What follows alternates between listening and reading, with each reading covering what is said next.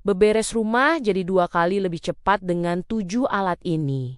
Sebelum lanjut, jangan lupa klik tombol subscribe, share, dan like ya. Boleh juga klik tombol thanks atau terima kasih. Oh ya, kalau kamu punya usul atau ide tema video berikutnya, langsung komen di bawah ya.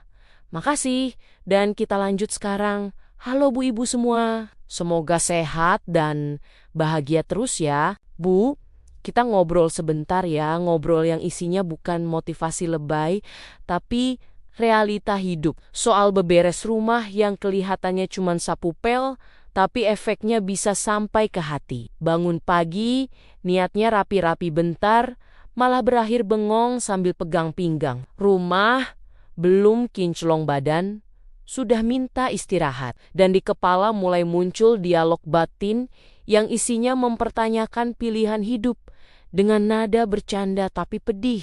Fenomena yang sering terjadi itu begini, Bu.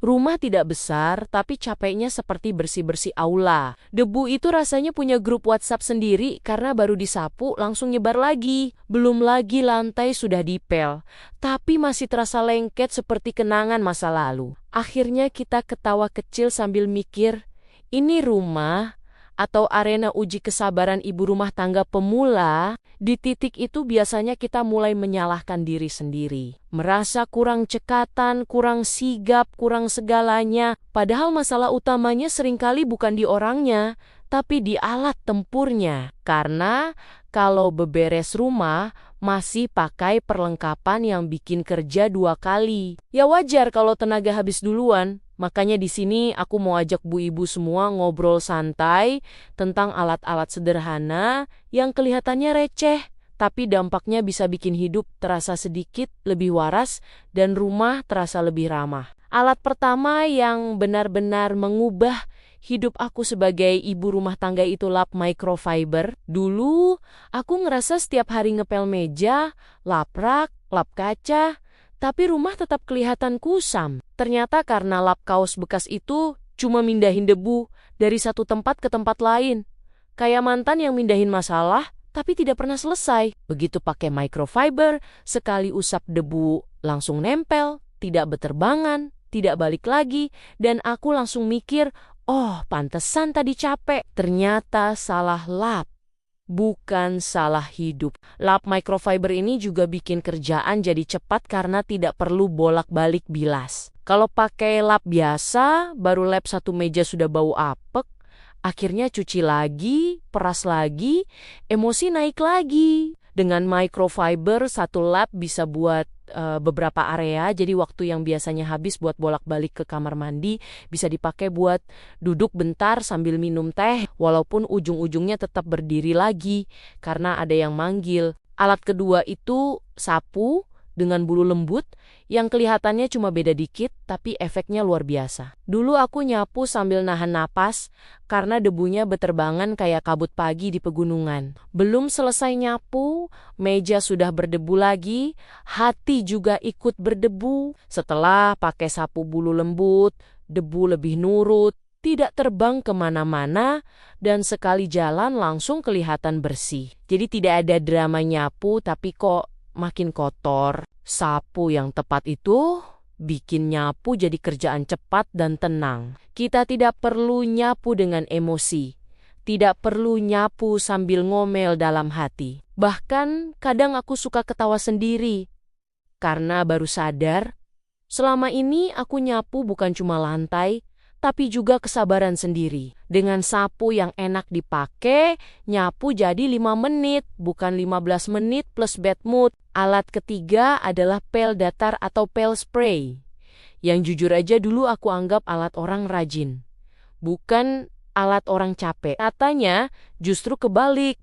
Ini alat orang capek yang pengen hidupnya lebih ringan. Dulu setiap ngepel itu rasanya kayak olahraga, angkat beban, angkat ember, tuang air, peras kain, belum selesai satu ruangan pinggang sudah protes. Begitu pakai pel datar, gerakannya tinggal geser sana-sini, tidak ada drama air tumpah, tidak ada drama ember kesenggol. Pel jenis ini bikin ngepel jadi kerjaan cepat dan rapi. Airnya pas, lantai tidak becek, Dan yang paling penting, tidak bikin badan remuk. Aku jadi paham kenapa beberapa ibu kelihatannya santai banget, padahal rumahnya kinclong. Ternyata bukan karena mereka superwoman, tapi karena alatnya kerjasama, bukan malah nambah beban. Alat keempat adalah sikat kecil serbaguna yang sering diremehkan, tapi justru paling sering dipakai. Ini alat buat area-area yang biasanya kita pura-pura tidak lihat. Seperti sela kompor yang penuh remah, sudut kamar mandi yang warnanya sudah beda sama keramik, atau pinggiran wastafel yang kelihatan bersih tapi licin. Dulu aku suka bilang, nanti aja bersihinnya. Yang penting kelihatan bersih dulu. Padahal hati kecil tahu itu bohong. Dengan sikat kecil, area-area menyebalkan itu bisa dibersihkan tanpa drama. Tinggal sikat sebentar, selesai, dan rasanya puas banget. Kayak berhasil menyelesaikan masalah kecil yang selama ini ditunda. Ini juga bikin rumah kelihatan lebih bersih secara keseluruhan. Karena seringnya yang bikin rumah kelihatan jorok itu bukan lantai, tapi sudut-sudut kecil yang terlewat. Alat kelima adalah tempat sampah kecil di banyak titik. Yang kedengarannya sepele tapi dampaknya luar biasa. Dulu aku cuma punya satu tempat sampah di dapur. Hasilnya tisu bekas numpuk di meja, bungkus permen nyempil di sofa, dan ujung-ujungnya aku sendiri yang kesel lihat rumah berantakan. Padahal masalahnya bukan malas buang sampah, tapi tempat sampahnya kejauhan. Begitu ada tempat sampah kecil di ruang tamu dan kamar, sampah kecil langsung dibuang tanpa mikir panjang.